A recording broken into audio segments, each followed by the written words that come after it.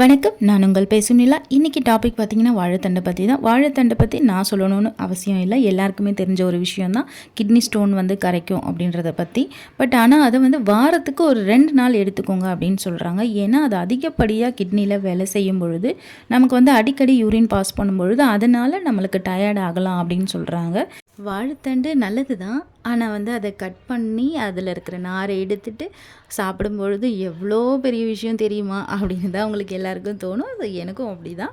But ஆனால் அதை எப்படி எவ்வளோ சீக்கிரம் ஈஸியாக நம்ம பண்ணலாம் அப்படின்றத பற்றி தான் இன்றைக்கி வீடியோ.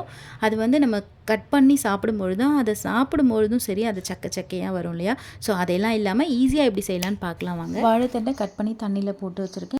அரைக்க தேவையான பொருள் 2 காஞ்ச மிளகாய் எடுத்திருக்கேன். உங்கள் காரத்துக்கு தகுந்த மாதிரி எடுத்துக்கோங்க. 1 ஸ்பூன் கடலைப்பருப்பு, 1 ஸ்பூன் வேர்க்கடலை, 1 ஸ்பூன் உளுந்து, அதுக்கப்புறம் கொத்தமல்லி வாசனைக்காக எடுத்திருக்கேன்.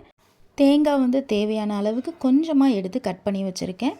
அதோட இந்த இஞ்சி பார்த்திங்கன்னா ஒரு சின்ன துண்டு அளவுக்கு இஞ்சி இந்த அளவுக்கு எடுத்துக்கிட்டால் போதுமானது. இப்போ இது எல்லாத்தையுமே நம்ம வதக்கிக்கலாம்.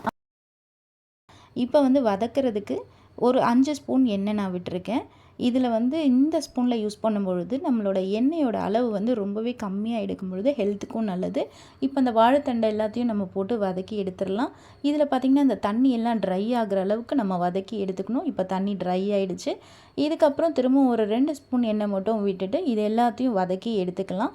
வதக்கி எடுத்தாச்சு. ஸோ இது எல்லாத்தையும் நம்ம மொத்தமாக போட்டு அரைச்சி எடுத்துக்கலாம். கொஞ்சமாக புளியும் உப்பும் சேர்த்து அரைச்சி எடுத்துக்கோங்க. இப்போ நம்மளுடைய துவையல் ரெடி.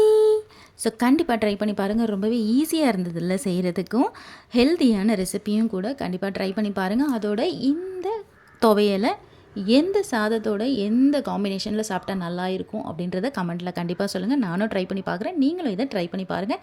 நெக்ஸ்ட் வீடியோவில் வேறு ஒரு டாப்பிக்கோட உங்களை நான் பார்க்குறேன். அது வரைக்கும் பேசும் நிலாக்காக காத்திருங்கள்.